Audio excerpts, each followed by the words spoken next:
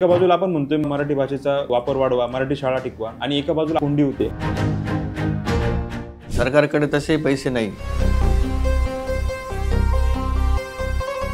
बरेचसे शिक्षक शिक्षण संस्थांमध्ये काम करण्यापेक्षा प्रायव्हेट ट्युशन सुरू करण्याचा विचार करतायत. हो, प्रायव्हेटमध्ये त्यांना पैसे पण चांगले मिळतात.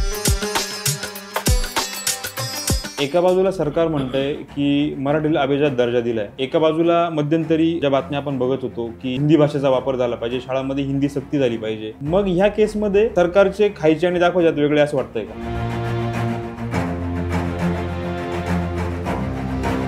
नाशिकमध्ये माडसांगवी परिसरात वकील रामेश्वर बोराडे यांच्यावर 3 जुलै रोजी जमिनीच्या वादातून हल्ल्याची घटना घडली होती. शेवटी आता डॉक्टर हा काही देव नाहीये. खरं तर मराठा समाजाबद्दल मला प्रश्न विचारायचा आहे. मराठा समाज खरंच मागासवर्गीय आहे का? मराठा समाज खरंच मागासवर्गीय नक्कीच आहे.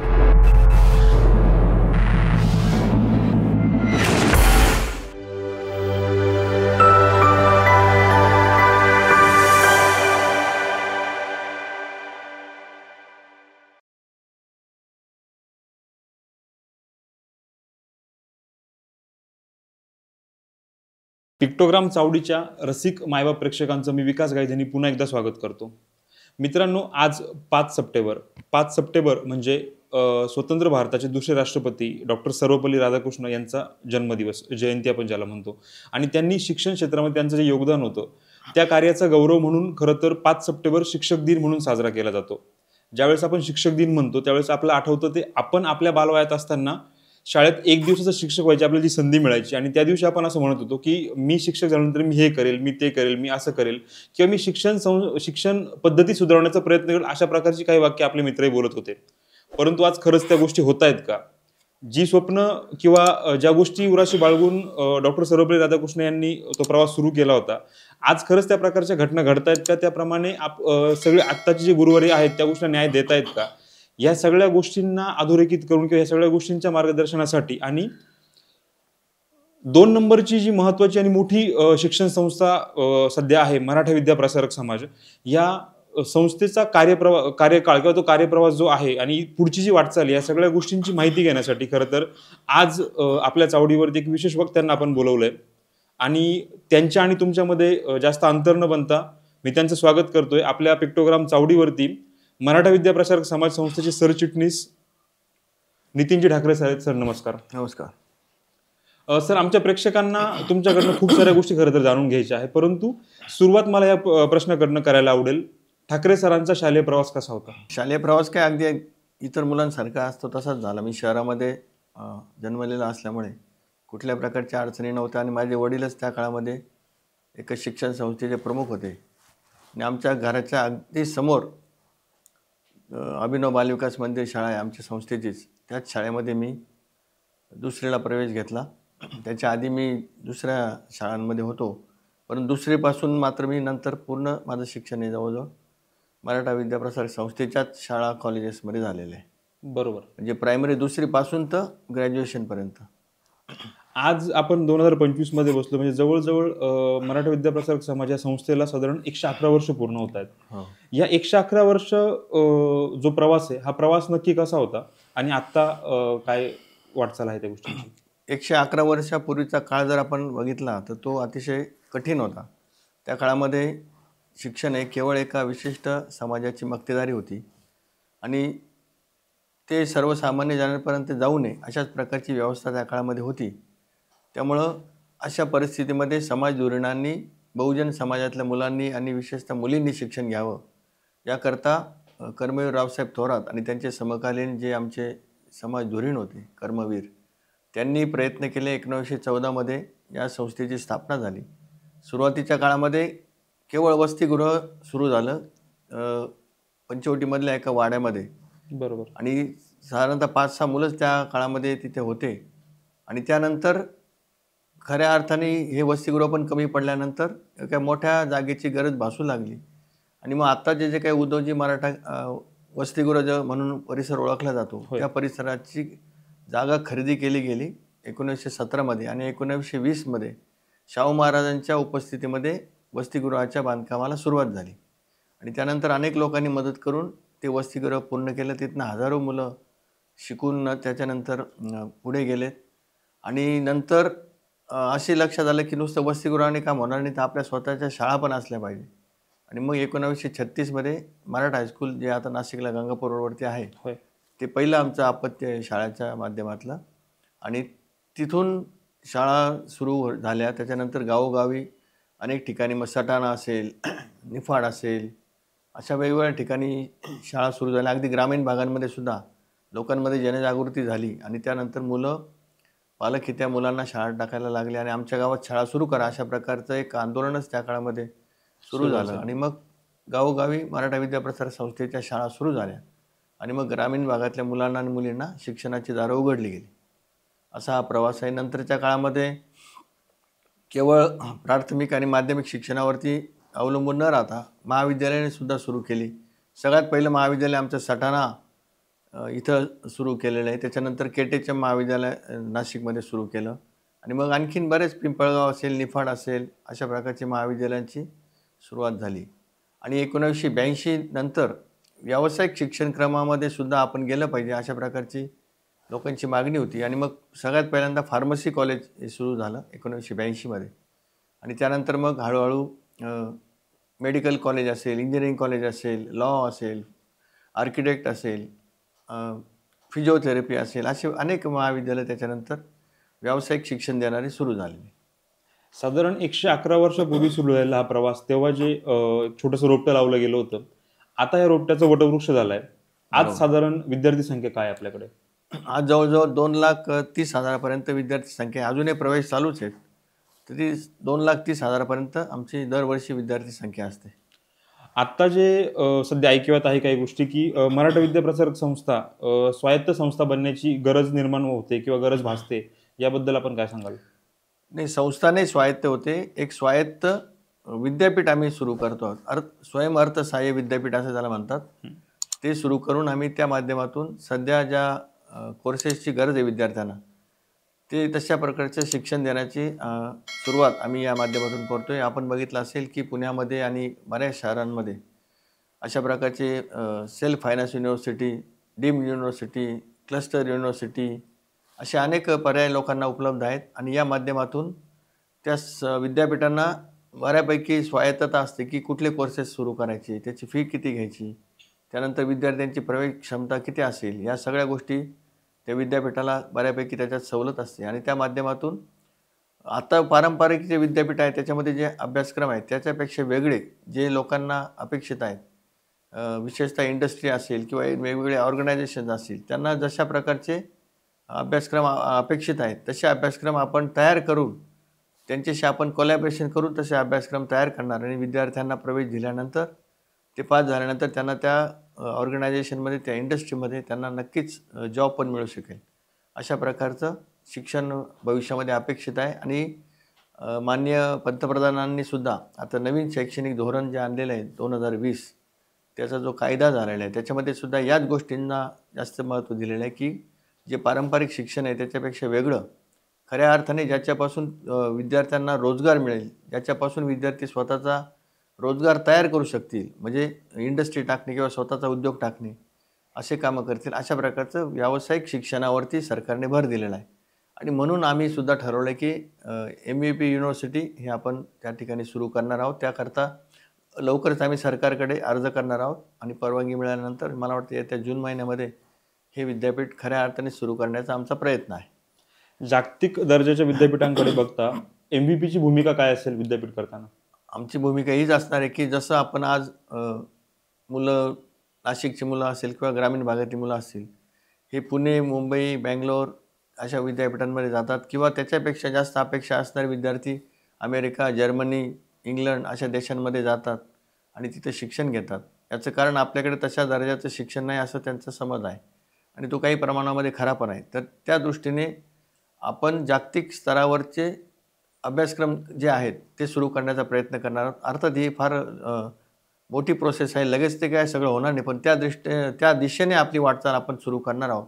आणि येत्या 10-15 वर्षामध्ये नक्कीच आम्ही जागतिक स्तरावरच्या लेवलचं आम्ही हे विद्यापीठ नेण्याचा प्रयत्न करू. आमची तर अपेक्षा अशी आहे की परदेशातल्या मुलांनी सुद्धा आमच्या विद्यापीठामध्ये प्रवेश घ्यावा, अशा प्रकारचं आम्ही शिक्षण देण्याचा प्रयत्न करणार आहोत. ज्यावेळेस ही सगळी प्रोसेस पूर्ण होईल, जेव्हा MVP विद्यापीठ होईल, आंतरराष्ट्रीय स्तरावरती कुठल्या नवीन संधी तुम्ही बघताय की विद्यार्थ्यांना मिळतील किंवा काय असं असेल? अलीकडे विद्यार्थ्यांना भरपूर संधी आहेत. मी आता मगाच म्हटलं की पारंपरिक जे काही शिक्षण आहे त्याला आता फारसं महत्त्व राहिलेलं नाही. नुसतं BA BCom अशी डिग्री असेल तर तुम्हाला आज त्या ठिकाणी कुठल्या प्रकारच्या नोकऱ्या उपलब्ध नाहीत. तुमच्याकडे अदरवाईज काही वेगळं असं काही स्किल नसेल तर या गोष्टी नुसतं डिग्री घेऊन तुम्हाला काहीच उपयोग नाही. तर आता मी म्हटलं त्या पद्धतीने आता जवाहरलाल नेहरू पोर्ट अथॉरिटी असेल किंवा वाढवण बंदर जे आता होते, होय. या ठिकाणी सुद्धा लाखो नोकऱ्या उपलब्ध होणार आहेत. तर ते आपले चेअरमन जे आहेत उन्मेषजी वाघ, त्यांच्याशी सुद्धा आमची या बाबतीमध्ये चर्चा झालेली आहे. आणि या नवीन विद्यापीठामध्ये JNPA असेल किंवा मग वाढवण असेल, या सगळ्यांशी सामंजस्य करार करून त्यांना अपेक्षित असणारा जो काही कामगार वर्ग आहे तशा प्रकारचे अभ्यासक्रम सुरू करू आणि त्या माध्यमातून विद्यार्थ्यांना नोकरीची संधी नक्कीच उपलब्ध होईल. आणि जागतिक दर्जाचं काही कोर्सेस आपण सुरू केले तर त्या बाबतीमध्ये त्या विद्यार्थ्यांना केवळ भारतातच नाही तर परदेशामध्ये सुद्धा चांगल्या पद्धतीचे रोजगाराच्या संधी नक्कीच मिळतील. आणि नुसतं रोजगाराचीच अपेक्षा नाही तर ज्यांनी पुढे जाऊन स्वतःचे व्यवसाय पण तो सुरू करू शकतो, की जेणेकरून नुसतं रोजगार त्याच्यापुरता न बघता त्यांनी आणखीन 200 लोकांना रोजगार दिला तर मला वाटतं ते जास्त महत्त्वाचं आहे. नक्कीच. जेव्हा आपण नाशिक, मुंबई आणि पुणे हा ट्रायंगल म्हणतो आणि या केसमध्ये जर बघितलं तर मुंबई असेल किंवा पुणे असेल चांगलं प्रगत झालंय. नाशिक प्रगतीच्या वाटेवर आहे. हो, नाशिकच्या सर्वांगीण विकासाकरता MVP शिक्षण संस्था कसं सपोर्ट करते? नक्कीच करेल. आता विचार करा, जे 111 वर्षापासून यांचा प्रवास सुरू झालेला आहे. आजही नाशिक जिल्ह्यामधल्या एकूण ज्या काही शिक्षण संस्था असतील किंवा एकूण शिक्षणाचं प्रमाण आहे, जवळपास 30-35% वाटा हा केवळ MVPचा आहे असं मला वाटतं. सगळ्या शाळा, सगळे महाविद्यालयांचा जर विचार केला तर त्या ठिकाणी मोठ्या प्रमाणामध्ये शिक्षण देण्याचं काम या संस्थेने पूर्ण जिल्ह्यामध्ये केलेलं आहे. आणि अलीकडे तर बऱ्यापैकी बाहेरचे काही कॉलेजेस आले असतील किंवा इतर काही आता येऊ घातलेले आहेत. परंतु त्या काळामध्ये मात्र नक्कीच संस्थेने मोठा हातभार लावलेला आहे या जिल्ह्याच्या शिक्षणाच्या बाबतीमध्ये. आपण जेव्हा MVP संस्था जिल्हास्तरीय बघतो, परंतु जसं तुम्ही म्हटलं की साधारण 35-40% या संस्थेचं सहकार्य किंवा हातभार आहे. तर ह्या आपल्या संस्थेचा महाराष्ट्राच्या शिक्षण क्षेत्रावरती काही प्रभाव होतोय का? नाही, आता एक चांगल्या दर्जाची शिक्षण संस्था म्हणून तिचा नावलौकिक आहेच. जसं रयत शिक्षण संस्था ही महाराष्ट्रातली सगळ्यात मोठी आहे. ती संपूर्ण महाराष्ट्रामध्ये पसरलेली आहे. जवळपास 800 त्यांच्या शाखा आहेत. आपली जी काही शिक्षण संस्था आहे केवळ नाशिक जिल्ह्यापुरती आहे, तरीसुद्धा आपल्या जवळजवळ 508 शाखा झालेल्या आहेत. आणि या माध्यमातून रयत शिक्षण संस्था मुख्यत्वे प्रायमरी एज्युकेशन आणि हायस्कूल एज्युकेशन आणि महाविद्यालयीन एज्युकेशन जे पारंपरिक महाविद्यालय तिथपर्यंत सीमित आहे. त्यांचं फक्त एक इंजिनिअरिंग कॉलेज जे विना अनुदान तत्त्वावरती चालणारं महाविद्यालय किंवा व्यावसायिक अभ्यासक्रम देणार आहे. MVPच्या बाबतीमध्ये आपण आता मेडिकल कॉलेज असेल, इंजिनिअरिंग कॉलेज असेल, फिजिओथेरपी असेल, फार्मसी असेल, अशा प्रकारे पॉलिटेक्निक असेल, अशा प्रकारे अनेक असे व्यावसायिक अभ्यासक्रमांचे महाविद्यालय सुरू केलेले आहे. त्या बाबतीमध्ये मग आपण रयतपेक्षाही 2 पावलं पुढे असं मला वाटतं. खरं तर मला तोच प्रश्न तुम्हाला पुढे विचारायचा होता की ज्यावेळेस रयत आणि MVPचं नाव घेतलं तर रयत 1 नंबरला आणि MVP 2 नंबर असं म्हणतात. तेच ती संख्यात्मक दृष्ट्या आणि विद्यार्थ्यांच्या दृष्टीने ती 1 नंबर आहे. त्यांचंही काम अगदी चांगलंच आहे, परंतु त्यांनी त्यांचे लिमिटेशन्स घालून घेतलेले आहे. त्यांना कुठल्याही प्रकारे नॉन ग्रँटचे कॉलेजेस सुरू करायचे आणि त्यांचं एकमेव मी मग म्हटलं ते इंजिनिअरिंग कॉलेज फक्त विना अनुदान तत्त्वावरती चालणार आहे. बाकी सगळं त्यांचं ग्रँटेड म्हणजे अनुदानित शाळा आहेत सगळ्या. आम्ही मात्र विना अनुदान तत्त्वावरती सुद्धा अनेक शाळा चालवतो. कारण ग्रामीण भागामध्ये विद्यार्थ्यांची आणि ग्रामस्थांची जी मागणी असते की आमच्या गावात शाळा चालू करा, परंतु अलीकडच्या शासकीय धोरणाप्रमाणे त्या शाळेला कुठल्याही प्रकारचं अनुदान मिळत नाही. तरीसुद्धा MVP अशा अजूनही 50-60 शाळा अशा आहेत की ज्या विना अनुदान तत्त्वावरती आम्ही चालवतो आणि त्याचा सगळा खर्च हा संस्थेच्या माध्यमातून केला जातो. शिक्षकांचे पगार, कर्मचाऱ्यांचे पगार, इमारत उभारणं असेल, लॅबोरेटरी असेल, स्पोर्ट्स ॲक्टिव्हिटी असेल, सगळ्या गोष्टी आपण MVPच्या खर्चाने चालवतो. तसं रयत शिक्षण संस्थेमध्ये ही ॲक्टिव्हिटी नाही आहे. एवढे सगळे खर्च ज्यावेळेस एका संस्थेच्या अंगावरती किंवा तो बोजा ज्यावेळेस येतो त्यावेळेस आपण सरकारकडे कुठल्या गोष्टींची मागणी नाही करत आहे का? नाही, आपण भरपूर मागण्या करतो. आपल्या जे नॉन सॅलरी ग्रँट म्हणतो आपण, म्हणजे वस्तू खरेदी करण्यासाठी, इमारत दुरुस्तीसाठी अशा प्रकारचा निधी पूर्वी मिळायचा. पण गेल्या 10-12 वर्षापासून सरकारने याच्यात आखडता हात घातलेला आहे आणि फार कमी पैसे देतात. MUPचा जर तसा विचार केला तर सगळं जर आपण मागचे पुढचे हिशोब वाढले, तर काही 50 कोटीपेक्षा जास्त रक्कम ही सरकारकडनं येणे येणं बाकी असेल. पण त्यांनी आता काय करतात, ते समजा आपले 15 कोटी आहे, तर ते 2% 3% घ्या. ते सुद्धा मिळत नाही. म्हणजे अशा प्रकारे सरकारचा याच्यातला हातभार कमी कमी होत चाललेला आहे. एका बाजूला सरकार म्हणतंय की मराठी शाळा टिकवा, मराठी शाळा वाढवा, मराठी भाषेचा वापर वाढवा, मराठी भाषेला आपण अभिजात दर्जा द्यायचं म्हणतोय आणि एका बाजूला MVP अशी कोंडी केली जाते. आणि याबद्दल तुम्ही MUPची एकट्याचीच नाही, सगळ्या महाराष्ट्रात हेच धोरण आहे. सगळ्याच शाळांची असेल, परंतु मी स्पेसिफिकली MVP बद्दल बोलतोय की एका बाजूला आपण म्हणतोय मराठी वाढवा, मराठी भाषेचा वापर वाढवा, मराठी शाळा टिकवा आणि एका बाजूला अशा प्रकारे कोंडी होते. त्या गोष्टीकडे तुम्ही कसं बघताय?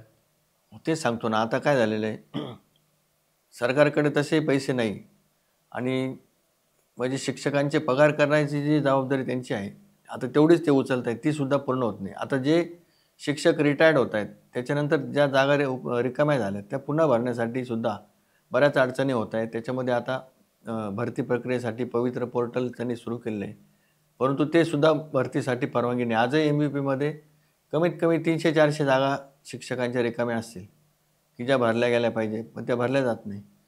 त्याच्यानंतर क्लेरिकलच्या जागा रिकाम्या आहे, शिपायांच्या जागा रिकाम्या आहे. सरकारने मध्यंतरी GR काढला की शिपायाचं पदच रद्द केलेलं आहे. म्हणजे आता शाळेमध्ये कुठल्याही प्रकारच्या ग्रँटेड शिपाई असणार नाही. मग ती घंटी कोणी वाजवायची, साफसफाई कोणी करायची याचं उत्तर सरकार देत नाही, पण त्यांनी ते पदं मात्र रद्द केलेले आहे. मग अशा वेळेस आता MUP सारखी संस्था काय करते, ते विना अनुदान तत्वावरती त्या लोकांना नेमतो आम्ही. कमी पगारामध्ये त्यांना नेमावं लागतं. खरं तर शिक्षक दिनी आपण बसून या सगळ्या चर्चा करतोय आणि तुम्ही एक प्रकारे हा जो रोष दाखवताय की सरकारकडनं या गोष्टी होत नाही आणि त्यामुळे विना अनुदानित स्तरावरही तुम्हाला सगळ्या गोष्टी कराव्या लागतायत. मग कुठेतरी ह्या गोष्टीचंच कारण असावं का की बरेचसे शिक्षक शिक्षण संस्थांमध्ये काम करण्यापेक्षा प्रायव्हेट ट्युशन सुरू करण्याचा विचार करतायत? हो, ते आहेच ना. प्रायव्हेटमध्ये त्यांना पैसे पण चांगले मिळतात आणि याच्यात झालेलं काय, आता पालकांचा पण याच्यामध्ये काही प्रमाणामध्ये सहभाग असा आहे की आता मराठी माध्यमांच्या शाळांमध्ये मुलांना टाकण्याची प्रवृत्ती कमी होत चालली. प्रत्येकाला वाटतं की माझा मुलगा इंग्रजी माध्यमाच्या शाळेतच गेला पाहिजे आणि इंग्रजी माध्यमांच्या शाळेत गेल्यानंतर त्यांच्या फिया पण खूप असतात. आमच्याही आहेत 19 इंग्रजी माध्यमाच्या शाळा, परंतु कम्पॅरेटिव्हली आमच्या फी पण कमी आहेत. परंतु बाकीच्या शाळांमध्ये जर बघितलं तर मोठ्या प्रमाणामध्ये जास्त फी आकारली जाते आणि इथं या शाळेमध्ये मुलाला टाकलं की तो खूप हुशार होईल असं लोकांचा गैरसमज आहे. तसं काही नसतं. उलट सर्व शिक्षण तज्ज्ञांचं असं मत आहे की साधारणतः 10वीपर्यंतचं शिक्षण हे आपल्या मातृभाषेमध्ये दिलं तर त्या विद्यार्थ्याला त्याचं आकलन खूप चांगलं होतं. आता मात्र उलटं होतं की अगदी बालवाडीपासूनच KG पासूनच मुलांना इंग्रजी माध्यमाच्या शाळेत टाकलं जातं आणि मग ते विद्यार्थी तिकडे गेल्यामुळे इकडे मराठी माध्यमाच्या तुकड्या या बंद पडत चाललेल्या आहे. म्हणजे ज्या अनुदानित तुकड्या त्या सुद्धा बंद होत चाललेल्या आहे आणि मग सरकारकडे तुम्ही जर इंग्रजी माध्यमाच्या शाळेकरता अर्ज केला तर ते लगेच मंजूर करतात. म्हणजे अप्रत्यक्षपणे मराठीचा प्रभाव कमी करण्याचंच काम चालू आहे. एका बाजूला सरकार म्हणतंय की मराठीला अभिजात दर्जा दिलाय.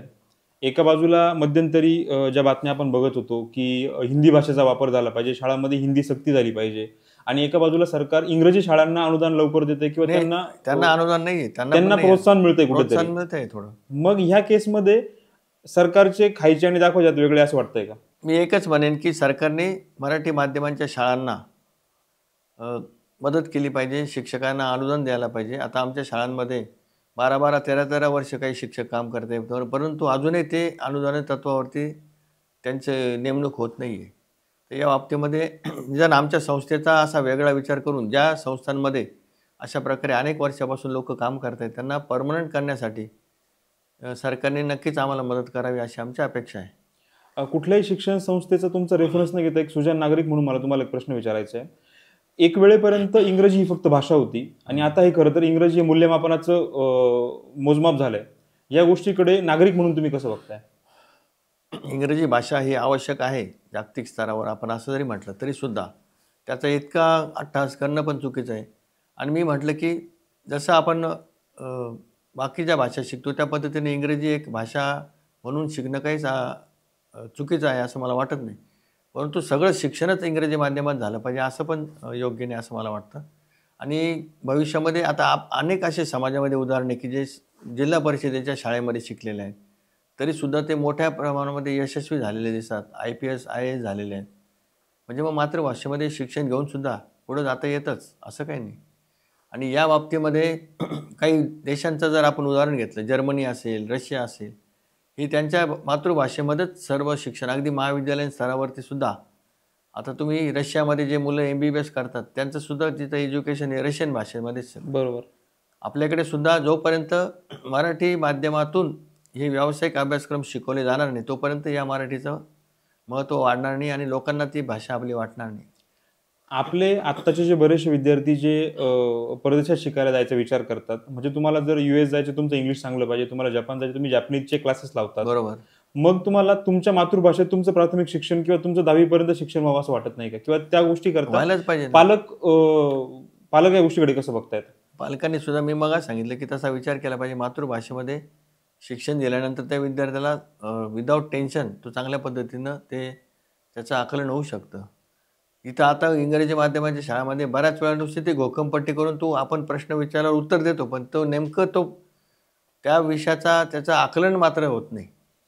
खरं तर जेव्हा आमच्या बऱ्याचशा श्रोत्यांना असं कळलं की चावडीवरती ॲडव्होकेट नितीन ठाकरे येत आहेत, तेव्हा आमच्या श्रोत्यांच्या मनातले प्रश्न मी तुम्हाला विचारले. आपण पुन्हा आपल्या प्रश्नांकडे वळतोय. MVPचा ज्यावेळेस तुम्ही पदभार स्वीकारला त्यानंतर आत्तापर्यंत संस्थेने कुठले महत्त्वाचे टप्पे गाठलेत? 3 वर्षापूर्वी बरोबर 3 वर्षापूर्वी आम्ही निवडणूक जिंकलो आणि त्याच्यात सत्तेमध्ये आलेलो आहोत.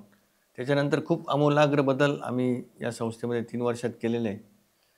आमच्या इंजिनिअरिंग कॉलेजमध्ये जी काही प्रवेश क्षमता होती आम्ही आल्यानंतर, त्याच्यात तिप्पट प्रवेश क्षमता आता झालेली आहे पहिल्या वर्षाची इनटेक कॅपॅसिटी. त्याच्यानंतर पॉलिटेक्निकमध्ये सुद्धा 3 वर्षामध्ये तिप्पट प्रवेश क्षमता आम्ही वाढवलेली आहे.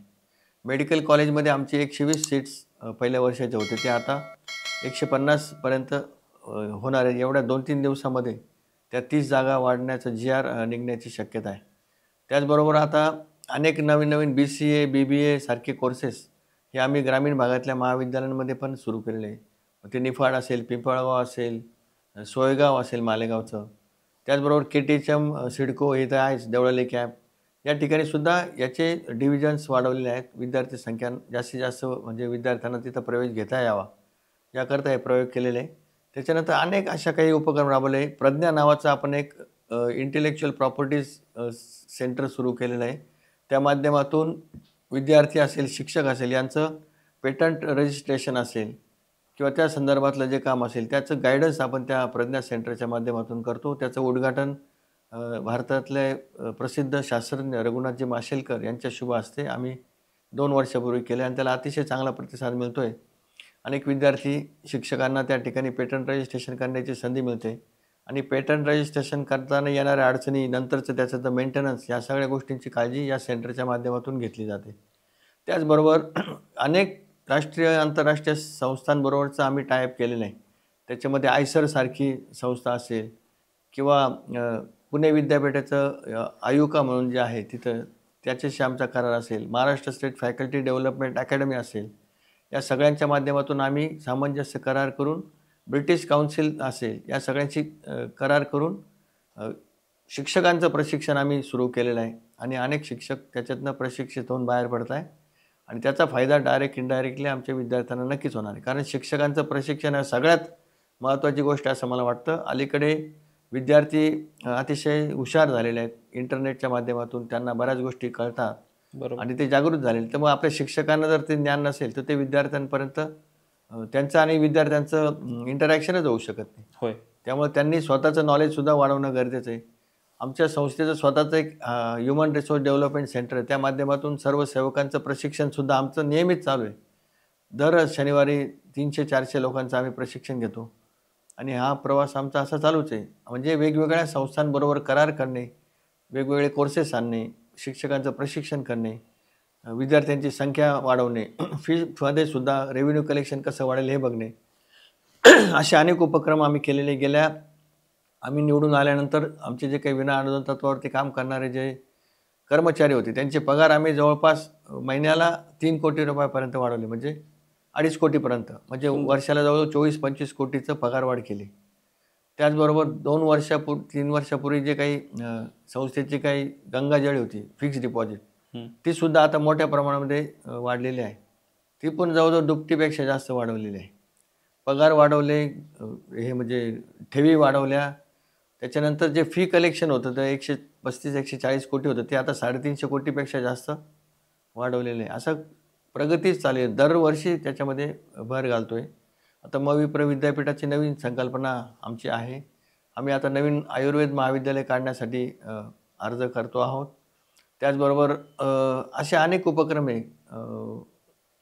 म्हणजे डेंटल कॉलेजचं सुद्धा आमची मागणी आहे. होमिओपॅथी कॉलेज काढावं अशी पण आमच्या कार्यकर्त्यांची मागणी आहे. या सगळ्या गोष्टी टप्प्याटप्प्याने आम्ही त्या ठिकाणी सुरू करणार आहोत. हा सगळा प्रवास तुमचा जाणून घेणारच आहोत किंवा अजून भविष्यात आपण काय करतो हे नक्कीच याची माहिती घेऊ. परंतु आत्ताच आमच्या एका पालकांच्या प्रश्नाला खरं तर न्याय देण्याकरता मला पुढचा प्रश्न विचारणं गरजेचं वाटतंय. मध्यंतरीच्या काळामध्ये 3 इडियट्स नावाचा एक चित्रपट आला होता, ज्यामध्ये रॅन्चो हे जे कॅरेक्टर होतं त्यांचं असं म्हणणं होतं की पदवीपेक्षा तुमच्या शिक्षणाला महत्त्व द्या, जीवनमूल्यांना महत्त्व द्या. मविप्र संस्था विद्यार्थ्यांकडे कसं बघते, पदवी की जीवनमूल्य? जीवनमूल्यांना अर्थातच जास्त महत्त्व आहे. आणि आता नवीन शैक्षणिक धोरणामध्ये सरकारने सुद्धा या गोष्टींची काळजी घेतलेली आहे. याच्यामध्ये भारतीय ज्या परंपरा आहेत त्यासुद्धा शिकवाव्यात आणि त्या विद्यार्थ्यांनी ते विषय घ्यावेत अशी अपेक्षा आहे. संस्थासुद्धा या बाबतीमध्ये नेहमीच अग्रेसर आहे. अदर दॅन अकॅडमिक ॲक्टिव्हिटी ज्याला म्हणता येईल, अशा प्रकारे विद्यार्थ्यांचा सर्वांगीण विकास व्हावा म्हणून क्रीडा असेल, कला असेल, अशा क्षेत्रामध्ये आम्ही नेहमीच प्रोत्साहन देतो. सांस्कृतिक कार्यक्रमांचं आयोजन करतो, क्रीडा स्पर्धांचं आयोजन करतो. त्याचबरोबर भविष्यामध्ये हे विद्यार्थी चांगले स्पर्धा परीक्षांमध्ये चमकावे त्याच्याकरता वेगवेगळे प्रशिक्षण घेतो. आमच्याकडे KTHM कॉलेजमध्ये डिलिजन बॅच आपण सुरू केलेले, त्या माध्यमातून नीट परीक्षा असेल किंवा CET असेल या परीक्षांसाठीचं तयारी त्या ठिकाणी करून घेतली जाते. आणि असे अनेक उपक्रम आम्ही सर्व जिल्ह्यातल्या सर्व महाविद्यालयांमध्ये सुद्धा राबवतो. बऱ्याचदा नावांवरनं शंका उपस्थित होतात, बऱ्याचदा प्रश्न उपस्थित होतात, म्हणून मला खरं तर हा प्रश्न विचारायचा आहे. आपल्या नावातच मराठा शब्द आहे, मराठा विद्याप्रसारक आपण म्हणतोय. बरोबर. मग आपल्याकडे फक्त एकाच कुठल्या जाती धर्माचे विद्यार्थी आहेत की आपण सर्वांना केटर करतोय? म्हणजे संस्थेच्या स्थापनेपासून सुद्धा असा कधीच त्याच्यामध्ये विचार केला नाही की केवळ मराठ्यांचाच मुलांना आणि मुलींना शिक्षण द्यायचं. पहिल्या 5-7 विद्यार्थ्यांमध्ये सुद्धा इतर जातीचे काही विद्यार्थी होते जे 1914 दाखल झाले. म्हणजे तेव्हापासून आणि आज जर विचार केला तर आज तर जवळजवळ जे 2,30,000 विद्यार्थ्यांची मी संख्या सांगतो, याच्यातले 70% विद्यार्थी हे नॉन मराठा आहेत, जे मराठा नाही आहेत. इतर कुठल्याही जातीचे असतील पण मराठा नाही आहे. त्यामुळे ही संस्था केवळ मराठ्यांचीच आहे असं नाही, तर याच्यामध्ये सर्व धर्माच्या मुलामुलींना शिक्षणाच्या संधी उपलब्ध केलेल्या आहे. फक्त याचे जे काही लाईफ मेंबर्स आहे, सभासद आहेत, ते मात्र सगळे फक्त मराठा आहेत. आणि त्या समाजाच्या सभासदांच्या मालकीची ही संस्था आहे. समाजातल्या मागासवर्गीय विद्यार्थ्यांच्या उन्नतीकरता MVP कडनं कुठल्या योजना आखल्या जातात का, राबवल्या जातात का? आहे ना, अशा अनेक योजना आहेत. सरकार पण काही स्कॉलरशिप देत असते. त्याचबरोबर आम्ही सुद्धा अनेक लोकांशी टायप केले. आता आमच्याकडे मराठा विद्याप्रसारक संस्थेमधून जे पास होऊन गेलेले माजी विद्यार्थी आहे, त्या विद्यार्थ्यांनी एक संघ तयार केलेला आहे, माजी विद्यार्थी संघ. होय. त्याच्यामध्ये माजी शिक्षकांना पण सामावून घेतलेला आहे. आणि याच्यामध्ये खूप ॲक्टिव्हिटीज तिथं होत आहेत. अनेक स्कॉलरशिप त्या विद्यार्थ्यांच्या माध्यमातून दिल्या जातात. परवासुद्धा एक नवीन शिष्यवृत्ती त्यांनी सुरू केली. त्याचबरोबर जे गरीब विद्यार्थी आहेत त्यांनासुद्धा चांगल्या पद्धतीच्या शिष्यवृत्त्या या माजी विद्यार्थ्यांच्या संघाच्या माध्यमातून दिल्या जातात. आणि असे अनेक उपक्रम आपण त्या ठिकाणी राबवतो. आपल्याकडे KTHM महाविद्यालयामध्ये जवळजवळ 150 अंध विद्यार्थी शिक्षण घेत आहेत वेगवेगळ्या म्हणजे ब्रँचेसमध्ये, आर्ट्स, कॉमर्स, सायन्स. तर त्यांना फक्त 10 रुपयामध्ये आपण ॲडमिशन देतो. आणि त्यांच्याकरता एक सुंदर अशी लॅबोरेटरी तिथं उभारलेली आहे. त्याच्यामध्ये काही संस्था आहेत त्यासुद्धा आम्हाला भरपूर मदत करतात. या प्रत्येक विद्यार्थ्यांना आपण लॅपटॉप दिलेले आहेत. त्याचबरोबर त्यांना टीचिंग एड्स आहेत त्या दिलेल्या आहेत. अशा अनेक चांगल्या गोष्टी घडतात. याच्यामध्ये काही सामाजिक संस्थांचं मोठं पाठबळ आम्हाला मिळतं आणि त्यांच्या माध्यमातून हे सगळे उपक्रम राबवले जातात. त्या विद्यार्थ्यांना दरवर्षी 10,000 रुपयाची शिष्यवृत्तीसुद्धा त्या ठिकाणी दिली जाते.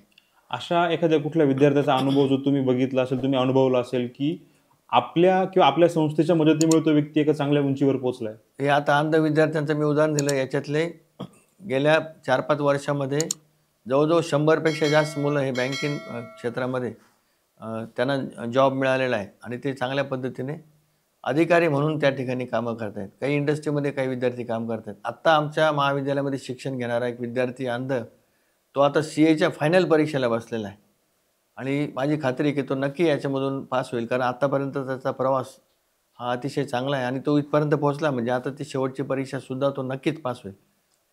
खरं तर 21व्या शतकामध्ये विद्यार्थी आकलनापेक्षा स्पर्धेचा जास्त विचार करते, कारण स्पर्धात्मक युग आहे. मग अशा स्पर्धात्मक युगामध्ये आंतरराष्ट्रीय स्तरावरती आपली मुलं टिकण्याकरता MVP कुठले उपक्रम करत आहे? आता मी सांगितलं ना तुम्हाला, मविप्र विद्यापीठ आहे, त्याचं सगळ्यात चांगलं उत्तर असू शकतं. त्याच्यामध्ये अगदी आंतरराष्ट्रीय स्तरावरचे शिक्षकसुद्धा आपल्याला बोलवता येणं शक्य आहे. त्याचबरोबर त्यांचे व्हिडिओज असतील किंवा बाकीच्या माध्यमातून आपण त्यांच्याशी कसं कनेक्ट व्हायचं याच्याबद्दल विचार करता येऊ शकतं. अनेक परदेशी विद्यापीठांशी आपण सामंजस्य करार करू शकतो. त्या माध्यमातून फॅकल्टी एक्सचेंज प्रोग्राम राबवता येईल. आपल्याकडचे शिक्षक तिकडे जाऊन काही दिवस थांबतील, तिकडचे काही दिवस इकडे येतील. विद्यार्थी स्टुडंट एक्सचेंज प्रोग्राम त्या ठिकाणी राबवता येऊ शकतो. आपले विद्यार्थी काही दिवस परदेशामधल्या विद्यापीठांमध्ये शिकतील, तिकडचे काही विद्यार्थी आपल्याकडे येतील. असे अनेक उपक्रम आपल्याला या विद्यापीठाच्या माध्यमातून पुढे भविष्यामध्ये करता येणं सहज शक्य आहे.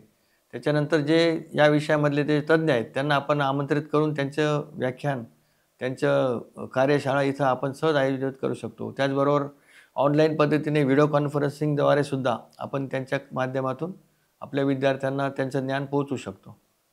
खरं तर बऱ्याच ठिकाणी शहरी आणि ग्रामीण अशी फळी बघायला मिळते. शहरामध्ये विद्यार्थ्यांना त्यांच्या शालेय शिक्षणासोबतच सर्वांगीण विकासाकरता एक्स्ट्रा करिक्युलर ॲक्टिव्हिटी वैयक्तिक स्तरावरती पालक त्यांच्याकडनं करून घेतात, मुलांचा इंटरेस्ट असतो.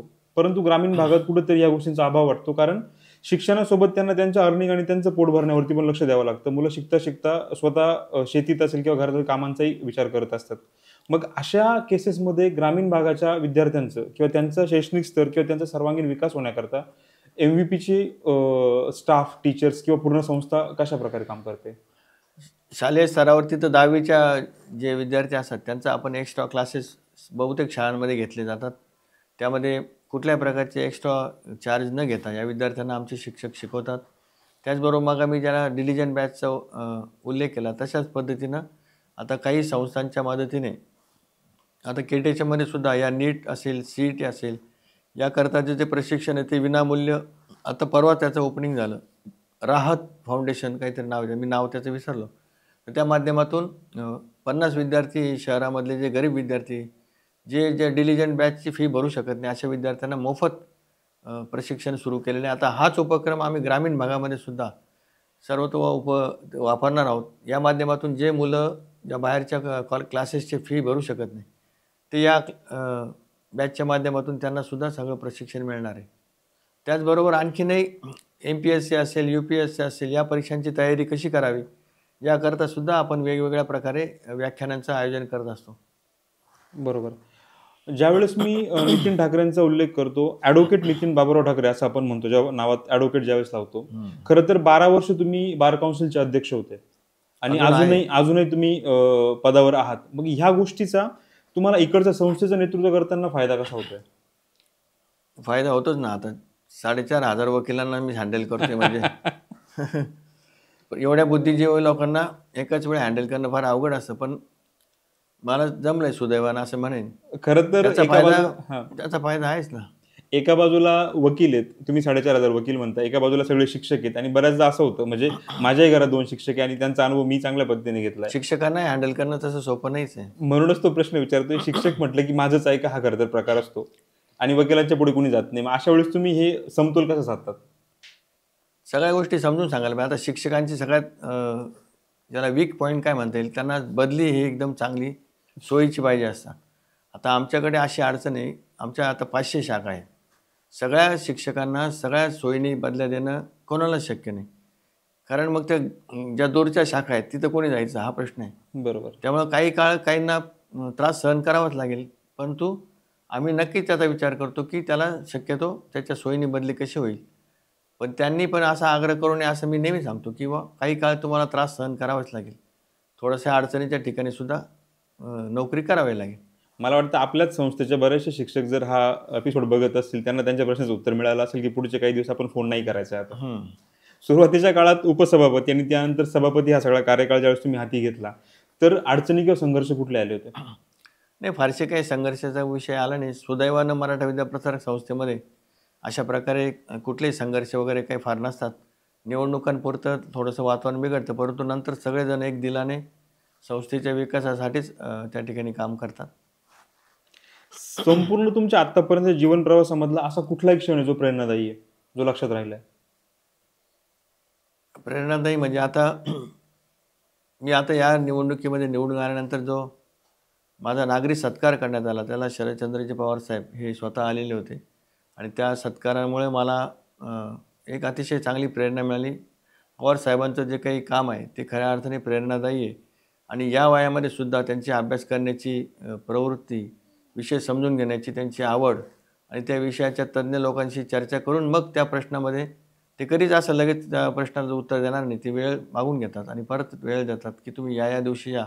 तोपर्यंत त्या विषयाच्या तज्ज्ञ लोकांशी चर्चा करतात आणि कधीकधी आपल्याला ज्या दिवशी बोलवलं त्या दिवशी त्या तज्ज्ञांनाही बोलून घेतात आणि मग तसं त्या प्रश्नाचं खऱ्या अर्थाने खोलात जाऊन कसं त्याचं उत्तर मिळेल हे ते बघतात. हे त्यांचा जो काय अभ्यास करण्याचे जे सवय आहे, ती अतिशय प्रेरणादायी असं मला वाटतं. खरं तर कालिदासला जो प्रोग्राम झाला होता मला आठवतंय, कारण त्या प्रोग्रामचं चित्रीकरण हे आमच्याच टीमने, म्हणजे आम्ही स्वतः तिकडे होतो आणि त्यावेळेस पण पवार साहेबांचे जे उद्गार होते ते आजही लक्षात आहे. खरं तर त्याच गोष्टींचा अनुभव आता येतोय. नाशिक बार काउन्सिलचे अध्यक्ष म्हणून ज्यावेळेस तुम्ही काम सुरुवात केलं किंवा आतापर्यंत जे काही काम बघताय, तेव्हाची आव्हानं कशी होती? मी अध्यक्ष म्हणून आता 12 वर्ष, पण त्याच्या आधी मी 12 वर्ष सेक्रेटरी पण होतो नाशिक बारचा. म्हणजे आता जवळजवळ 25 वर्षाचा माझा इथला प्रवास आहे. मी अध्यक्ष झालो त्यावेळेस नाशिक वकील संघाच्या तिजोरीमध्ये 12,000 रुपये फक्त बॅलन्स होता. बँक बॅलन्स 12,000 होता फक्त. याचं कारण अनेक त्याच्यामध्ये काही पळवाटा होत्या की ज्याच्यामुळं बार असोसिएशनचं उत्पन्न काही वाढत नव्हतं. आमची जी काही सभासदांची फीची रक्कम आहे ती फक्त 36 रुपये वर्षाला होती. मी आल्यानंतर ती 300 रुपये वर्षाला केली. त्याच्यानंतर मग ते चेंबर ट्रान्सफर करता जी आमची फी असते ती पण आम्ही बऱ्यापैकी वाढवली आणि जे काही इलेक्ट्रिक मीटर्स वगैरे जे चेंबर्सला होते त्याचं बिल सुरुवातीला नाशिक बारच्या वतीनेच भरलं जायचं. म्हणजे चेंबर वकिलांच्या मालकीचे आणि पैसे बार असोसिएशनने भरायचे अशा प्रकारचं चाललेलं होतं. ते बंद केलं. सगळ्यांना सेपरेट मीटर्स आणून दिले आणि कुठल्याही प्रकारचा खर्च न करता, म्हणजे वैयक्तिक काही असेल, आता मध्ये आम्ही जे काही जिल्हा न्यायालयाच्या इमारतीसाठी जागेसाठी जे काही प्रयत्न केले त्याच्यासाठी मुंबईला 100 चक्र झाले असेल, तर ₹1 आम्ही बार असोसिएशनकडनं घेतला आणि स्वतःच्या पैशाने आम्ही आमच्या गाड्या घेऊन आमच्या खिशातल्या पैशाने जेवण करून असोसिएशनला झळ पोचणार नाही अशा प्रकारचं काम केलं आणि कुठलाही खर्च न करता हे झाल्यामुळं आज जे 12,000 रुपये होते बॅलन्स, तो आता 1 कोटीपर्यंत गेलेला आहे. बरोबर. बऱ्याचदा आपण असं बघतो, कुठली ज्यावेळेस केस कोर्टामध्ये येते आणि त्या केसला तारीख पे तारीख दिली जाते आणि ते लांबवलं जातं प्रकार. एखादा निर्णय तुम्हाला जर फास्ट ट्रॅकवरती हवा असेल तर त्याकरता खूप ठिकाणून तो पुश मिळणं गरजेचं आहे, मीडियाचा सपोर्ट असणं गरजेचं आहे किंवा जन आंदोलन होईल त्यावेळेसच त्या गोष्टी फास्ट ट्रॅकवरती येतात, असं आत्तापर्यंत बघितलं गेलं आहे. मग न्यायव्यवस्था गतिमान होण्याकरता काही गोष्टींचे बदल व्हावे असं तुम्हाला वाटतंय का? हो ना, न्यायव्यवस्था गतिमान झालीच पाहिजे. जे सगळ्यांचं म्हणणं आहे. अगदी सुप्रीम कोर्टाचं तेच म्हणणं आहे, हायकोर्टाचंही तेच म्हणणं आहे. परंतु याच्यामध्ये अनेक अडचणी अशा आहे की इन्फ्रास्ट्रक्चर जे पाहिजे ते मिळत नाही. आता नाशिकच्या न्यायालयामध्ये जे आता आजची जी परिस्थिती, खूप छोट्या-छोट्या रूम्समध्ये तिथं जजेस बसलेले आहेत. त्याच्यानंतर त्यांना आजही तिथं जी काही जजेसची संख्या ती जास्त असायला पाहिजे, पण ती असू शकत नाही कारण बसायला जागा नाही. आता जी नवीन इमारत होते या 27ला त्याचं उद्घाटन आहे. त्याच्यात नवीन 44 कोर्ट होणार आहे. त्यामुळे मोठी जागा उपलब्ध होईल आणि जास्त न्यायाधीश नेमल्यानंतर सुनावणी पण त्या प्रमाणामध्ये फास्ट होईल अशी अपेक्षा आहे. त्याचबरोबर इंडियन ज्युडिशियल सिस्टीममध्ये काही अडचणी आहेतच. त्याच्यामध्ये आपल्या वकिलांचाही कधी-कधी हातभार लागतो की बऱ्याच वेळा तारखा मागतात. आणखीनही काही गोष्टी आहे की ज्याच्यामुळं या सगळ्या प्रक्रियेला विलंब लागतो आहे. परंतु हे लवकरात लवकर होण्यासाठी जास्तीत जास्त जजेसची संख्या वाढणे गरजेचे आहे. चांगले कोर्ट प्रिमायसेस उपलब्ध करून देणं गरजेचं आहे आणि या सगळ्या गोष्टींचा हे केलं आणि वकिलांनी पण आपलं जे प्रवृत्ती बदलली की एवढं फास्ट आपण काम संपवू तितकं नवीन काम आपल्याकडे येईल अशा प्रकारची भूमिका घेतली तर मला वाटतं हळूहळू काही प्रमाणामध्ये आपल्याला हे न्याय लवकर देता येणं सहज शक्य आहे.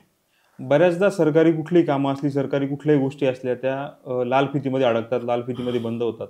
हे प्रकार न्यायालयीन गोष्टींमध्ये पण बघायला मिळतात का? हो, मग आता एक तर खटल्यांची संख्याच इतकी मोठी आहे, की ते आपोआपच लांब जातात. त्याच्यामुळं असं काही डेलिबरेटली एखादी केसच लांबते असं नाही. तर पूर्ण सगळ्याच सिस्टममध्ये हे प्रकार होत आहेत.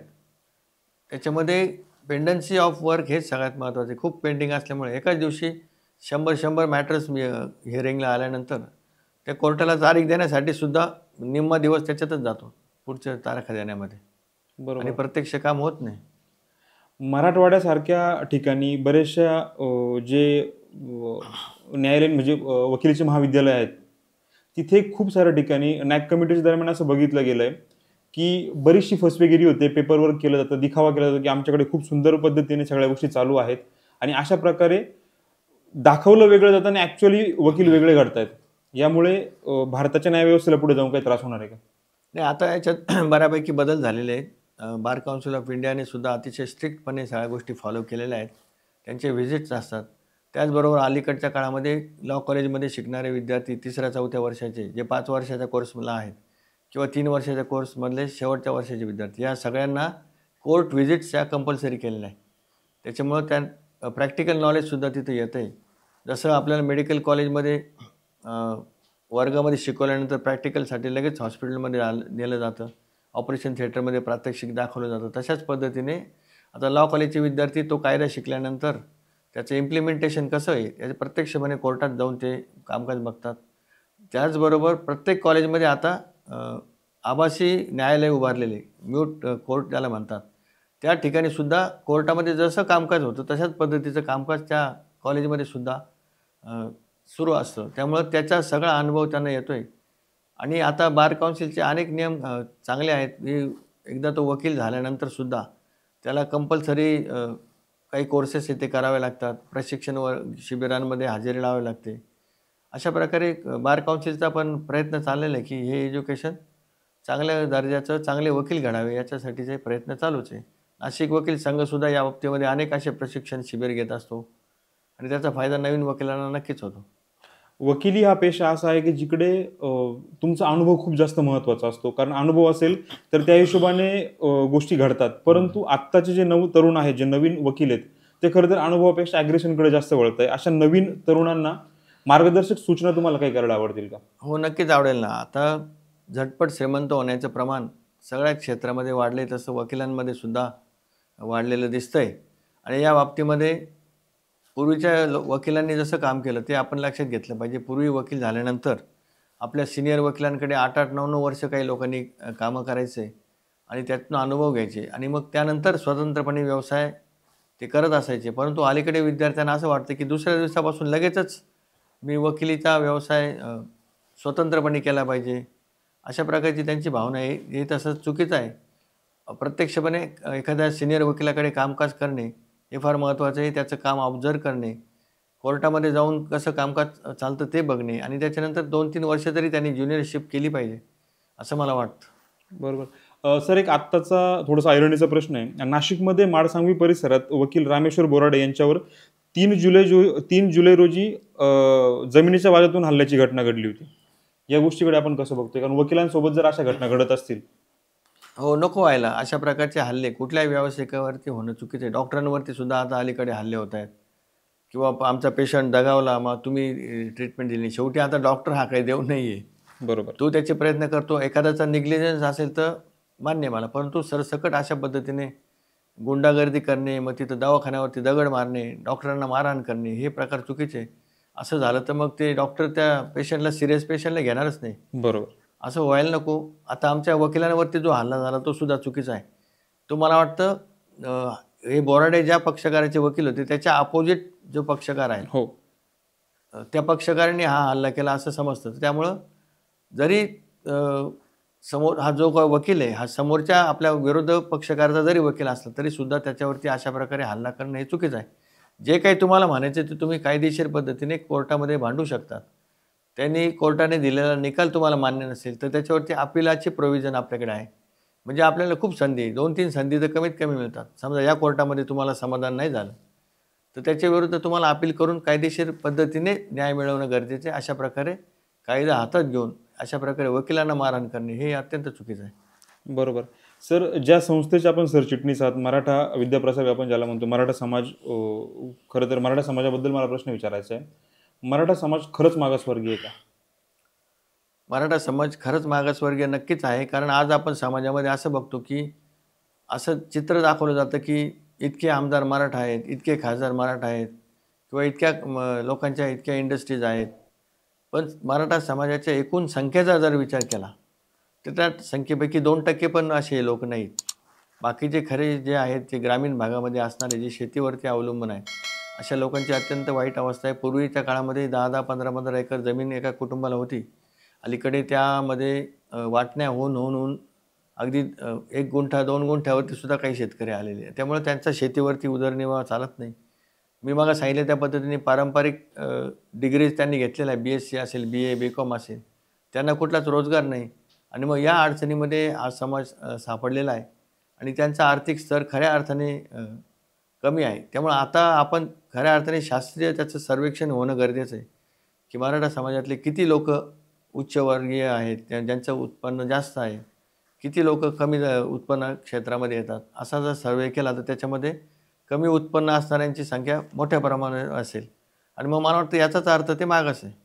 मराठा समाजाचा खरं तर आरक्षणाचा मुद्दा खूप ऐरणीवर होता आणि ज्यावेळेस 56-57 मूकमोर्चे काढले गेले आणि त्यानंतरही कुठल्याही गोष्टींची दाद मिळाली नाही. हो. मग गेल्या काही दिवसांमध्ये मनोज जरांगे पाटलांनी एक लढा सुरू केला आणि आता त्याचंच एक उदाहरण म्हणून 29 तारखेपासून ते मुंबईमध्ये आझाद मैदानावरती होते. गेल्या 2 दिवसापूर्वी असं म्हणतात, म्हणजे मी अजूनही असं म्हणेल की असं म्हणताय की गव्हर्नमेंटने तो गॅजेट पास केला, हैदराबाद गॅजेट जे काय आहे. परंतु एक मराठी चळवळीतले व्यक्ती म्हणून किंवा मराठा समाज संस्थेच्या सरचिटणीस म्हणून हा प्रश्न मी तुम्हाला विचारतोय, ही गोष्ट कितपत टिकेल तुम्हाला काय वाटतंय? आता तो GR नेमका काय काढला ते वाचावं लागेल त्याच्यामध्ये. पण अर्थातच कुठलाही GR असेल किंवा कोणत्याही गोष्ट असेल त्याच्यामध्ये काही लोक त्याला कोर्टामध्ये सुद्धा त्याला चॅलेंज करण्याची शक्यता आहे. त्याच्यानंतर मग आता कोर्ट त्याच्याबद्दलचा काय निर्णय घेईल हे आज मला सांगता येणार नाही. प्रत्यक्ष त्यांनी GRमध्ये काय वर्डिंग आहे ते अजून वाचायला मिळालेले नाही. त्याच्यामुळे त्याचं उत्तर देणं अवघड आहे. वेळोवेळी असं बघितलं गेलंय की आंदोलनं झाली, मूकमोर्चे निघाले, मोर्चे निघाले आणि त्यावेळेस त्या जमावाला शांत करण्याकरता कुठलं तरी स्टेटमेंट दिलं गेलं, कुठलं तरी GR पास करतो असं सांगितलं गेलं किंवा बऱ्याचशा समित्या स्थापन झाल्या, आम्ही अभ्यास करतो हे सांगण्यासाठी, आणि त्यानंतर 8-8, 10-10 दिवसामध्ये त्यावरती पुन्हा स्टे आले गेले. मराठा समाजाचं प्रतिनिधित्व करताना तुम्हाला असं वाटतंय का की यात कुठेतरी गव्हर्नमेंट हलगर्जीपणा करते? नाही, याच्यामध्ये ना कायदेशीर अडचणी आहेतच आरक्षण देण्यामध्ये. परंतु जर मार्ग काढायचं म्हटलं तर त्याच्यातनं मार्ग पण निघू शकतो. जसं काही राज्यांमध्ये 50% आरक्षण जास्त देता येत नाही, हा नॉर्मल रूल झाला. परंतु काही राज्यांमध्ये 50% जास्त आरक्षण आहे. मग त्या राज्यांनी ते कसं दिलं याचा जर अभ्यास केला तर मला वाटतं केंद्र शासनाकडनं संसदेमध्ये तशा प्रकारचा कायदा पास करून हे ॲडिशनल 2-3% जे आरक्षण आहे ते त्या ठिकाणी देता येणं शक्य आहे. आणि त्या बाबतीमध्ये महाराष्ट्र शासनाने जर इंटरेस्ट दाखवला, केंद्र शासनाची ते चर्चा केली आणि जर ते बिल जर पास झालं तर मला वाटतं 50% जास्त जे आरक्षण आता हे सगळे मागतायत ते त्या ठिकाणी मिळणं शक्य आहे. फक्त याच्यामध्ये सरकारची मानसिकता आणि खऱ्या अर्थाने आरक्षण देण्याची त्यांची तयारी असेल तर याच्यातनं कायदेशीरसुद्धा मार्ग निघणं मला वाटतं शक्य आहे. खरं तर सरकारच्या मानसिकतेवरच मला पुढचा प्रश्न विचारायचा आहे. ज्यावेळेस उद्धवजी ठाकरे मुख्यमंत्री होते आणि तेव्हाही हा सगळा प्रवास सुरू होता, या सगळ्या गोष्टींची लढा, या सगळ्या गोष्टी चालू होत्या, त्यावेळेस देवेंद्रजी फडणवीस यांचं एक वाक्य होतं की सरकारने ठरवलं तर होऊ शकतं, आणि त्यावेळेस त्यांचा टोला खरं तर उद्धवजींना होता. आज देवेंद्र फडणवीस स्वतः सरकार आहेत, केंद्रात मोदी आणि राज्यात फडणवीस असं म्हणतात, सगळीकडे भाजपाच आहे, सरकार त्यांचं आहे, ते स्वतः सरकार आहेत. मग आज त्यांना कितपत शक्य आहे या गोष्टी करणं, आणि आत्ता जे त्यांनी स्टेटमेंट दिले किंवा आता जो GR निघालाय तो खरंच कंटिन्यू होईल का? ते मी सांगितलं त्याचं परमनंट सोल्युशन GR हा टेम्पररी असतो. मग असे GR देऊन सरकार मराठी तरुणांच्या किंवा मराठी मुलांच्या मनाशी खेळण्याचा प्रयत्न करते का? ते आता हा राजकीय प्रश्न आला. पण ज्यांना खऱ्या अर्थाने जर आरक्षण द्यायचं असेल तर कायद्यामध्येच दुरुस्त करणं गरजेचं आहे. ज्याला परमनंट सोल्युशन म्हणता येईल तशा पद्धतीचं जर पाहिजे असेल तर आरक्षणाचे जे काही क्रम हे आहे, टक्केवारी ती वाढवायची असेल तर मला वाटतं संसदेमध्ये तसा कायदा करून आपल्याला ते आरक्षण वाढवता येणं शक्य आहे. आता GR किती दिवसाकरता आहे, काय आहे ते मला काहीच माहीत नाही. परंतु कायदा केला तर तो परमनंट होईल. जर असा कायदा झाला आणि मराठा समाजाला मागासवर्गीय घोषित करून असं आरक्षण मिळालं, तर मराठा समाजाच्या विद्यार्थ्यांना कसा या गोष्टीचा फायदा होऊ शकतो? हो, नक्कीच फायदा होईल ना. म्हणजे प्रवेश देताना किंवा फीमध्ये सवलत असेल, या बाबतीमध्ये त्यांना नक्कीच फायदा होऊ शकतो. थोडासा एक महत्त्वाचा प्रश्न आहे सर. ज्यावेळेस भारतीय राज्यघटनेचे शिल्पकार डॉक्टर बाबासाहेब आंबेडकरांनी आरक्षणाबाबत या सगळ्या गोष्टी केल्या होत्या, त्यावेळेस त्यांचं मराठा समाजाला धरून पण आरक्षणाबाबत एक वाक्य होतं की ह्या गोष्टी करणं गरजेचं आहे. परंतु तत्कालीन मंत्र्यांनी, तत्कालीन नेत्यांनी ह्या गोष्टी खरं तर होऊ नाही दिल्या किंवा त्या गोष्टी निग्लेक्ट केल्या. आत्तापर्यंत म्हणजे त्या दिवसापासून आजपर्यंत खूप सारे नेते, खूप सारे पुढारी, राजकीय नेते, मंत्री सगळे होऊन गेले. त्यांच्या मनात असतं, म्हणजे मी आज फडणवीसांबद्दल बोलतोय, परंतु फक्त फडणवीस हे टार्गेट नाहीये. या अगोदर मराठी बरेचसे नेते पण आहेत, जर त्यांनी ठरवलं असतं या गोष्टी होऊ शकल्या असत्या का? होऊ शकल्या असत्या. कोणतंही सरकार ठरवू शकतं ना. आत्ताच्या सरकारने केलं पाहिजे असं नाही, तेव्हाही करता येणं शक्य होतं. मग हा सर्व पक्षीय धरून मी हा प्रश्न विचारतोय, सगळ्याच पक्षाचे नेते फक्त कार्यकर्त्यांना चादरे उचलण्यापुरतंच वापरताय का? त्यांच्या भविष्याचा विचार नाही करते का? कारण मला असं वाटतंय, ज्यावेळेस एखादा विद्यार्थी शिकेल, ज्यावेळेस एखादा मुलगा शिकेल, त्यावेळेस तो फक्त चादरे उचलण्याचे कामं नाही करणार, कुठल्याही मंडळात ढोल बडवण्याचे कामं नाही करणार, परंतु शिकून पुढे जाईल. मग त्या नेत्यांची मुलं शिकून परदेशात जातात, तिथे नोकऱ्या करतात, तिथे काहीतरी मोठ्या पदावरती पोहोचतात, ते लोक परत भारतामध्ये येतात, परत महाराष्ट्रामध्ये येतात आणि आम्ही परत अण्णा, भाऊ, दादा, ताई, माई असे प्रकार करतो. मग आमच्या मुलांना शिकण्याचा अधिकार नाहीये का? नाही, शिकण्याचा अधिकार प्रत्येकाला आहे. आणि मी हे सांगेल या निमित्तानं की आपल्या विद्यार्थ्यांनी आपला एम फिक्स करणं गरजेचं आहे. नेत्यांच्या मागे तुम्ही जरूर जा, परंतु पूर्ण वेळ आपलं सगळं आयुष्य त्याच्या मागे लावून अभ्यासाकडे दुर्लक्ष करणं किंवा आपल्या कुटुंबाकडे लक्ष न देणं हे अत्यंत चुकीचं आहे. शेवटी तुमचं हे जे काही तरुण वय आहे ते आपलं स्वतःचं विकसित कसं करायचं, आपलं ज्ञान कसं वाढवायचं याच्याकरताचं हे वय आहे आणि ते त्याच्याकरताच खर्च केलं पाहिजे. आपलं आयुष्याचं जे एम आहे ते त्या ठिकाणी ठरवलं पाहिजे. आणि म्हणून मोर्चा किंवा बाकीच्या गोष्टींमध्ये फार लक्ष न देतात, म्हणजे सहभाग जरूर असावा, परंतु पूर्ण वेळ ते न करता आपल्या स्वतःच्या करिअरकडं सगळ्यांनी लक्ष देणं गरजेचं आहे. खरं तर शिक्षक दिनानिमित्त आज 5 सप्टेंबरच्या दिवशी आपण बसलो, ह्या सगळ्या चर्चा करतोय. मला तुमचा जास्त वेळ न घेता अजून एक दोन फक्त प्रश्न बाकी आहेत सर. त्यापूर्वीचे काही प्रश्न विचारतोय. शिक्षक दिनानिमित्त आजच्या विद्यार्थ्यांना, आजच्या तरुणांना जर एका वाक्यात काही संदेश द्यायचा असेल तर काय द्याल? विद्यार्थ्यांना हे सांगेल, हे वय अतिशय महत्त्वाचं आहे. या वयामध्ये काही मोहाचे क्षण पण येतात. याच्यामध्ये विद्यार्थ्यांमध्ये असणाऱ्या सगळ्यात मोठी समस्या आता अलीकडची जी आहे ती म्हणजे व्यसनाधीनता. अनेक विद्यार्थी व्यसनाच्या मागे लागून अशा स्टेजला जातात की नंतरच्या काळामध्ये त्यांना वाटलं की आपण याच्यापासून दूर जावं, तरी जाणं शक्य होत नाही. त्यामुळं सुरुवात करण्याच्या आधीच या गोष्टीपासून आपल्याला कसं लांब राहता येईल याचा विचार त्यांनी केला पाहिजे. केवळ आणि केवळ अभ्यास आणि इतर गोष्टींवरती कॉन्सन्ट्रेशन केलं पाहिजे. आत्ता आपण जे काही शिक्षण घेत आहे त्याला जोडून आणखीन काही ऑनलाईन पद्धतीचे कोर्सेस असतील ते पण केले पाहिजे. आणि जिथे जिथे चांगल्या गोष्टी घडत आहेत, चांगले व्याख्यानं असतील ते त्या ठिकाणी ऐकले पाहिजे. यूट्यूबवरती असेल किंवा इतर ठिकाणीसुद्धा खूप चांगली पुस्तकं अवेलेबल आहे, चांगली व्याख्यानं अवेलेबल आहेत, ते ऐकले पाहिजे.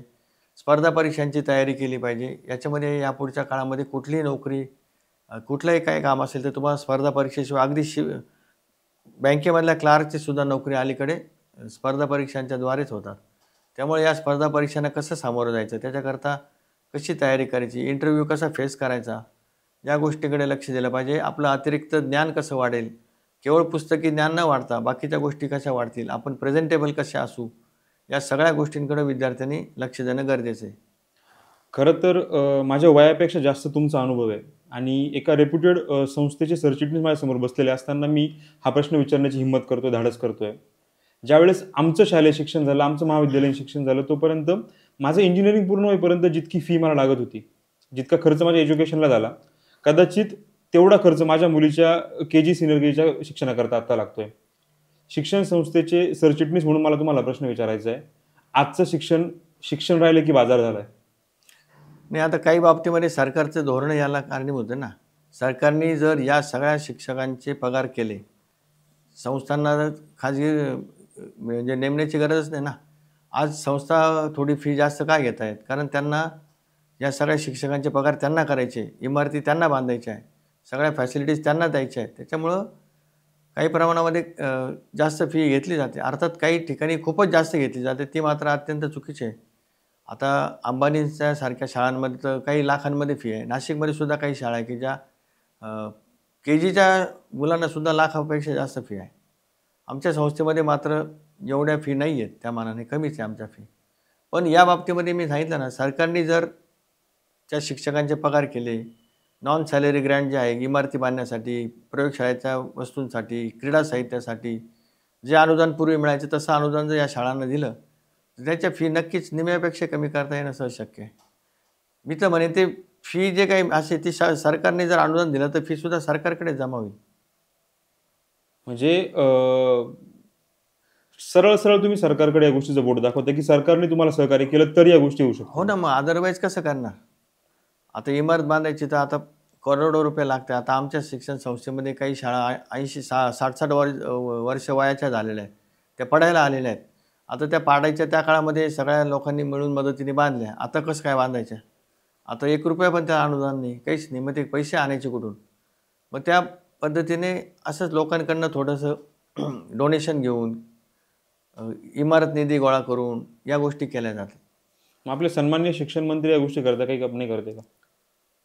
नाही करत असेल, मला माहीत नाही म्हणजे प्रयत्न तर चालू आहे, पण सरकारची आज परिस्थिती अशी आहे की सरकारकडं निधी पण उपलब्ध नाही आहे ना. ती अडचण त्यांची आहेच. आणि शिक्षणाच्या बाबतीमध्ये जे काही बजेटमध्ये जी प्रोव्हिजन व्हायला पाहिजे ती होतच नाही. जी 2-3% काहीतरी प्रोव्हिजन आहे ती कमीत कमी 6 ते 7% असायला हवी. म्हणजे केंद्र शासनाच्या बजेटमध्ये आणि राज्य शासनाच्या बजेटमध्ये ती अत्यंत तुटपुंजी आहे. त्याच्यामध्ये फक्त शिक्षकांचे पगार, ते पण सगळे नाही. आता के-टी-एच-एम कॉलेजमध्ये आमचा जवळजवळ 350-400 लोकांचा स्टाफ आहे. त्यापैकी आता 50च लोक अनुदानित आहे. त्याचा पगार सरकार करते. बाकीचे सगळे पगार हे आम्ही संस्थेच्या माध्यमातून करतोय. गेल्या 1 तासापासून तुमच्यासोबत ही चर्चा होते आणि खरं तर खूप साऱ्या प्रश्नांची उत्तरं मला मिळाली, माझ्या प्रेक्षकांना मिळाली आणि बऱ्याचशा गोष्टींवरती खूप चांगला उलगडा झाला आहे. मला असं वाटतं की कुठेतरी आपण थांबलं पाहिजे आणि म्हणून ही थांबण्याची वेळ आली आपली. थांबण्या अगोदर एक रॅपिड फायरमध्ये छोटेसे 4 प्रश्न मला विचारायचे, क्विक उत्तरांची अपेक्षा आहे सर. नितीन ठाकरे सरांच्या आयुष्यातली आदर्श व्यक्ती कोण? आमचे प्रायमरीला जे गुरुजी होते, अभिनव बाल विकास मंदिर, मी प्रत्येक वेळेस ते सांगतो. काकडे गुरुजी त्यांचं नाव, ते आजही हयात आहे, वय वर्ष 91 आणि ते आमच्या संस्थेमध्ये प्राथमिक विभागामध्ये मुख्याध्यापक होते आमच्या शाळेचे. नंतरच्या काळामध्ये ते अण्णा हजारेंच्याकडे चळवळीमध्ये ओढले गेले आणि त्यांनी तिथे एक नापासांची शाळा म्हणून एक शाळा सुरू केली. जे विद्यार्थी नापास आहे त्या विद्यार्थ्यांना, जो विद्यार्थी 2दा नापास झाला त्याला आधी प्रवेश, अशा प्रकारे ती शाळा होती आणि त्या शाळेमध्ये त्यांनी तिथं सुद्धा शिकवण्याचं काम 10-15 वर्ष केलं आणि नंतर आता वयोमानाप्रमाणे ते सध्या निवृत्त जीवन जगत आहेत. तर ते माझं एक आदर्श व्यक्ती असं मी म्हणेन. ठाकरे सरांना चीड कुठल्या गोष्टीत जास्त येते? खोटं बोलणाऱ्या लोकांचा मला अतिशय राग आहे. म्हणजे अडचणी सगळ्यांना असतात, परंतु खोटे कारणं सांगतात त्या गोष्टींचा राग येतो की सरळ काही गोष्टी सांगितल्या तर त्या आपण ॲक्सेप्ट करू शकतो, परंतु खोटेपणाने आणि खोट्या गोष्टी लपत नाहीच, त्या कधीतरी लक्षातच येतात. अलीकडच्या काळामध्ये अनिल कपूरचा एक चित्रपट आला होता, ज्यामध्ये एक दिवस सीएम आपण बघितलाय. ठाकरे सरांना असे कुठले अधिकार भेटले, त्यांना काय बदलायला आवडेल? एका दिवसात काहीच होणं शक्य नाही. सगळे सिस्टीम बदलणं गरजेचं आहे. मला वाटतं सरकारने शिक्षण खात्याला जो काही निधी आहे तो जास्त प्रमाणामध्ये उपलब्ध करून देणं गरजेचं आहे. त्याच्यामध्ये हे विना अनुदान तत्वावरचं जे धोरण आहे ते अत्यंत चुकीचं आहे. सगळ्या शिक्षकांना सारखेच पगार मिळाले पाहिजे. अनुदानित शाळेच्या शिक्षकांचे पगार 80,000, 90,000, लाखापर्यंत आहेत, त्याच्यापेक्षा जास्त आहेत. आणि जे नॉन ग्रँटवरती, जे विना अनुदान तत्वावरती काम करत आहेत ते 35,000, 30,000, 20,000 अशा प्रकारे काम करत आहेत. हा जो काही मोठा गॅप आहे तो भरून निघाला पाहिजे. सगळ्यांना समान वेतन मिळालं पाहिजे आणि सरकारने ती जबाबदारी घेतली पाहिजे. मला वाटतं असं एक दिवस जर मला काम करायला मिळालं तर मी शिक्षण खात्याचा जो काही निधी आहे तो कसा वाढून मिळेल याकरता प्रयत्न करेन. ठाकरे सरांचा जो जीवन प्रवास आहे आत्तापर्यंत सर्व, पास्टमध्ये म्हणजे मागे वळून ज्यावेळेस ठाकरे साहेब बघतात त्यावेळेस अशी कुठली गोष्ट आहे जी आपल्याकडनं चुकली असं वाटतं ती करेक्ट आपण केली पाहिजे? काय आता चुका होतच असतात, पण ती चुकांमधनं दुरुस्त करत जाणं हाच माणसाचा खरा गुणधर्म आहे असं म्हणेन मी. आणि ते अनेक चुका होतात पण त्या चुका सुधारल्या पाहिजे. अशी काही फार मोठी मेजर चूक माझ्याकडून काही झालेली नाही, त्याच्यामुळं त्याच्याबद्दल काही रिग्रेट नाही माझ्या मनामध्ये. खरं तर मागच्या तासाभरापासून आपण या सगळ्या विषयांवरती चर्चा करतोय आणि जितकं तुमच्याबद्दल ऐकलं होतं, जितकं मी तुम्हाला सोशल मीडियाद्वारे आणि तुमच्या पोस्टद्वारे किंवा तुमच्या भाषणांद्वारे तुम्हाला जितकं अनुभवलं होतं, त्यापेक्षा जास्त ज्ञानाचा साठा मला आज बघायला मिळाला. मला म्हणजे आमच्या सर्व प्रेक्षकांनाही बघायला मिळाला. शिक्षक दिनाचं औचित्य साधून आपण ठाकरे सरांना आपल्या व्यासपीठावरती बोलावलं होतं. डॉक्टर सर्वपल्ली राधाकृष्णन यांच्या जयंतीनिमित्त किंवा त्यांच्या जन्मदिवसानिमित्त शिक्षक दिन हा साजरा केला जातो आणि त्यांनी जी धोरणं, त्यांनी जो प्रकार त्यावेळेस बघितला होता किंवा जे स्वप्न बघून काही गोष्टींची सुरुवात झाली होती आणि म्हणून शिक्षक दिन त्यांच्या नावाने व्हावा असं सुरुवात झाली होती. ठाकरे सरांना भेटल्यानंतर आज त्यांच्याशी चर्चा केल्यानंतर असं वाटतंय की खरंच योग्य व्यक्ती आज पिक्टोग्राम चावडीच्या व्यासपीठावरती आलेले आहेत. कारण सर, आमच्या पिक्टोग्राम चावडीची टॅगलाईन आहे गप्पा अनुभवांपलीकडच्या, आणि तुमचे जे अनुभव आम्हाला आमच्या प्रेक्षकांना ऐकायला मिळाले, खरंच खूप मस्त हा प्रवास होता. मला असं वाटतं ह्या सगळ्या आठवणींसोबतच ही सायंकाळ आम्ही घालवावी आणि आपण इकडे थांबलं पाहिजे. मित्रांनो, असेच नवनवीन गोष्टी जाणून घेण्याकरता तुम्हाला कुठल्या विषयांवरती अजून ऐकायचं असेल, तुमचे काही प्रश्न असतील तर कृपया कमेंट बॉक्समध्ये कळवा. आणि ही सगळी माहिती तुमच्या मित्रांपर्यंत पोहोचवण्याकरता सगळ्यात पहिले पिक्टोग्राम चावडीच्या यूट्यूब चॅनलला सबस्क्राईब करा. लवकरच भेटतोय पुढच्या एपिसोडमध्ये. तुर्तास थांबतोय. धन्यवाद.